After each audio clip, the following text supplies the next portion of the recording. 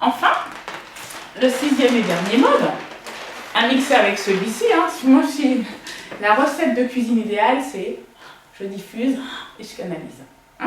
Alors c'est quoi ce mode où on canalise de manière...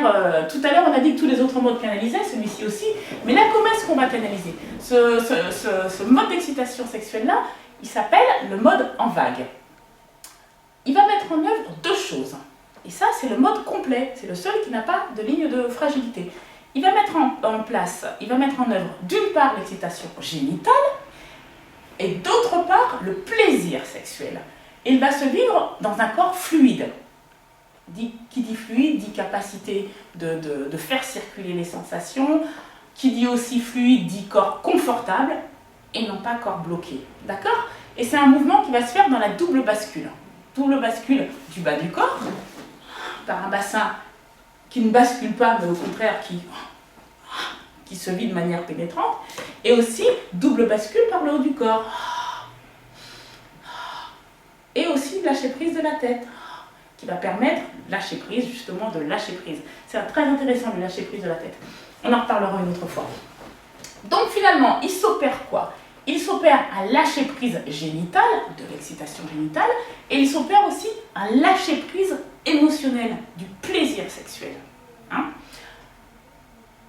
C'est donc un moyen qui canalise comme les autres modes, sauf l'ondulatoire qu'on a vu juste avant, c'est un moyen de canaliser son excitation sexuelle. J'ai bien marqué sexuelle. Quand je dis sexuelle, j'implique les deux polarités, c'est-à-dire la polarité génitale et la polarité émotionnelle. Donc c'est un moyen de canaliser son excitation sexuelle en appliquant toutes les lois du corps, en appliquant donc une fluidité tonique, on peut être fluide de manière souple, on peut être complètement fluide de manière plus tonique, en appliquant finalement tout le registre corporel de manière très large. Les lois du corps, vous vous rappelez, le rythme, le tonus musculaire et l'espace intérieur par ma respiration, qui sera abdominale, qui sera toujours présente, qui va s'harmoniser au mouvement de mon corps, et l'espace extérieur par l'occupation, l'amplitude des mouvements de mon corps. Là aussi, je suis en capacité d'une part d'aller solliciter les récepteurs profonds, musculaires, par des mouvements peut-être plus vigoureux, et en capacité de solliciter des récepteurs superficiels, par des mouvements, le même mouvement, mais beaucoup plus souple, beaucoup plus fluide. Pas plus fluide, non, beaucoup plus souple, beaucoup plus lent, voilà. Donc finalement, là aussi, je suis sur quelque chose qui peut aller de lent à rapide, je suis sur quelque chose qui n'est jamais en hypertonie, ni jamais en hypotonie, je suis sur un corps complètement confortable. Et qui dit confortable, ça veut dire que je ne suis pas obligée de regarder ma montre, ça va pas durer 15 secondes.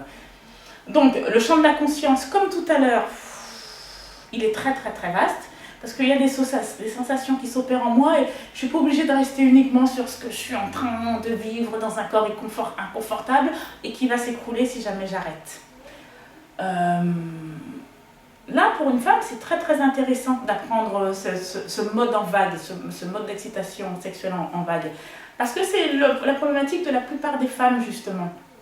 C'est-à-dire qu'elles n'ont pas de ressenti vaginal interne. Mais avec ce mode-là, finalement, quand une femme va apprendre à bouger son bassin, physiologiquement, il se passe quoi? Il se passe que, on imagine qu'une femme a le sexe de son partenaire dans son vagin, elle va forcément le ressentir.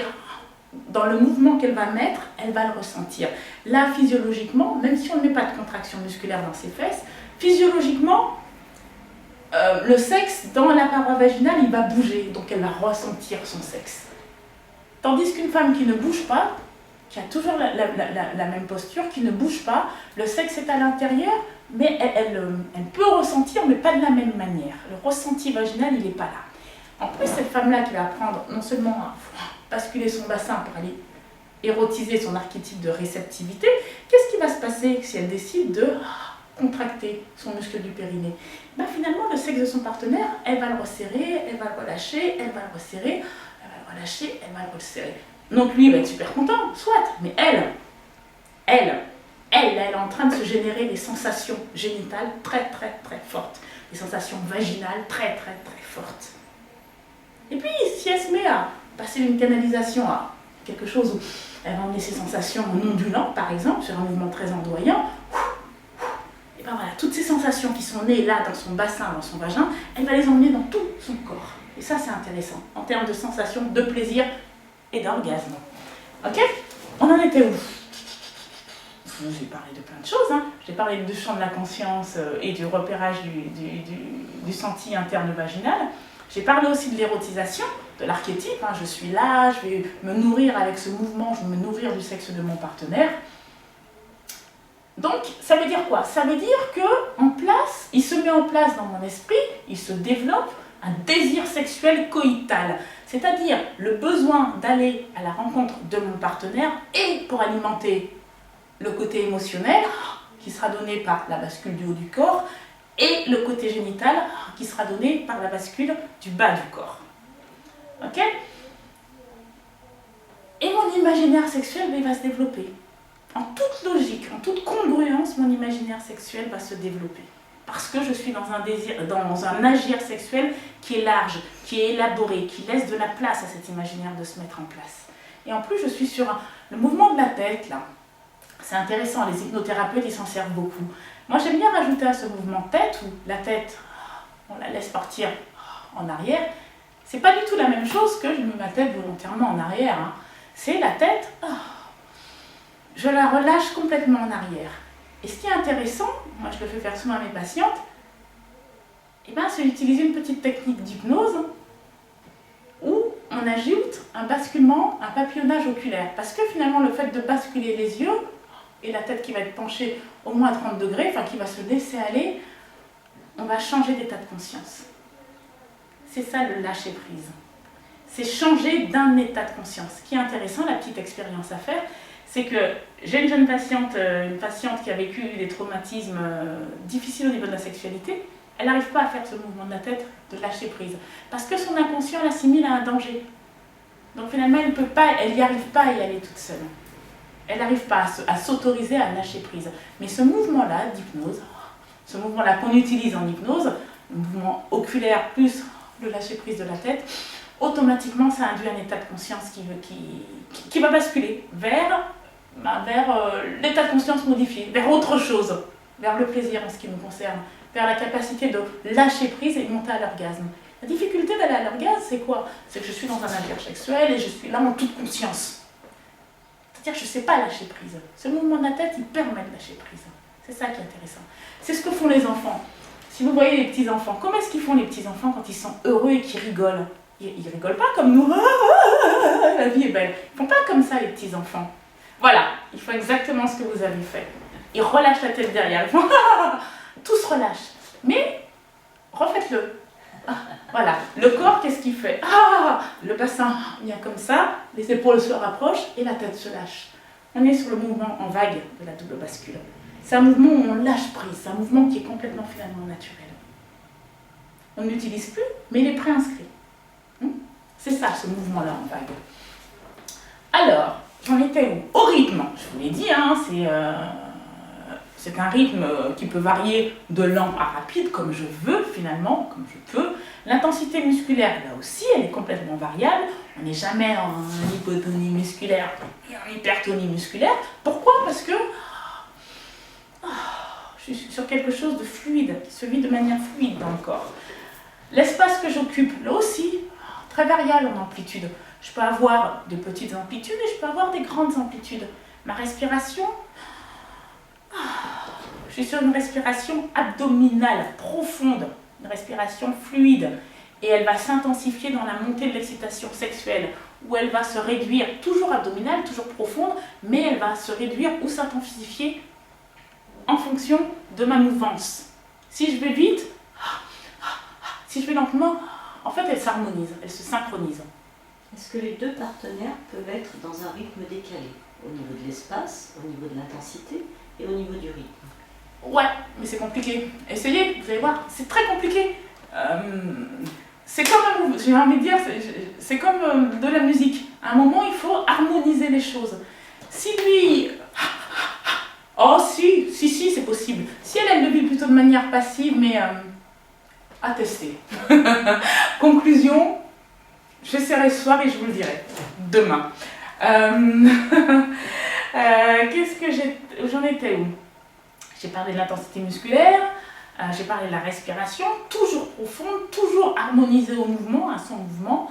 Et donc, qu'est-ce qui se passe? Il se passe qu'on utilise ce mouvement de double bascule avec lâcher prise de la tête pour canaliser l'excitation génitale et la monter jusqu'à l'orgasme, ou pour vivre des sensations de plaisir sur quelque chose de plus lent. Alors, comme vous avez vu, il n'a pas de ligne de faiblesse. Alors, c'est quoi ces lignes de force? Ces lignes de force, on va commencer par l'homme, on va se garder le meilleur pour la fin. L'homme, finalement, quand il travaille, j'aime pas ce mot-là quand on parle de sexualité, quand il met en œuvre, quand il apprend cet apprentissage-là de double bascule, du mode d'excitation en vague, sa capacité érectile, elle est accrue. Il développe sa capacité érectile. Parce que là, il se met vraiment dans la pénétration, et là, il a une contraction souvent des fessiers, mais qui induit, ou aussi qui contracte son périnée. Donc finalement, son érection, elle va se monter, elle va se bâtir sur cette capacité musculaire-là. Elle ne va pas monter en mode automatique comme la plupart des hommes. Elle va être soutenue par vraiment quelque chose de musculaire profond qui va soutenir cette érection. Qu'est-ce qui se passe aussi? Vous imaginez que vous êtes un homme, même en étant une femme, vous êtes comme ça, mais vous vivez vachement pénétrant. L'érotisation phallique, en vous vivant pénétrant, l'érotisation phallique, elle est là, elle est installée. Je suis un homme, j'ai un sexe, je vais pénétrer, je me vis pénétrant avec mon sexe. Ça s'installe, cette érotisation-là phallique, cet homme, il va forcément habiter son corps masculin avec beaucoup plus d'assurance que le contraire. C'est un homme surtout aussi, et c'est pas des moindres, qui va parvenir au contrôle éjaculatoire dont on parlait tout à l'heure, et la mise en place de ce mode d'excitation en vague, il va se vivre dans un confort corporel large et dans une aisance dans la pénétration. Pour la femme, il s'agit de nous après tout, une femme, elle va avoir des repères et des sensations au niveau de son vagin, au niveau de son senti vaginal, dans la montée de l'excitation génitale, elle va avoir des repères sensoriels qui seront plus fins, plus importants en quantité. Elle va ressentir son vagin, il va vivre. C'est pas syndrome de l'étoile de mer, je suis là, je participe à la montée de mon excitation génitale. Je suis là, je vais contracter mon périnée autour du sexe de mon partenaire, je veux juste bouger mon bassin, je vais sentir le sexe de mon partenaire et ça va me donner aussi les limites de mon propre sexe. Les limites, c'est-à-dire les contours, mais pas en termes de limites, c'est limité. Les contours, ça va le rendre existant, il va devenir vivant et vibrant. J'aime bien cette image-là, un sexe qui vibre, et une peau qui vibre et d'un corps qui vibre. Cette femme, donc, elle est en train de faire quoi? Autrement dit, elle est en train d'érotiser son creux. Elle érotise son creux, elle érotise son archétype de réceptivité en allant se nourrir du sexe de son partenaire, en allant chercher à remplir ce creux vaginal.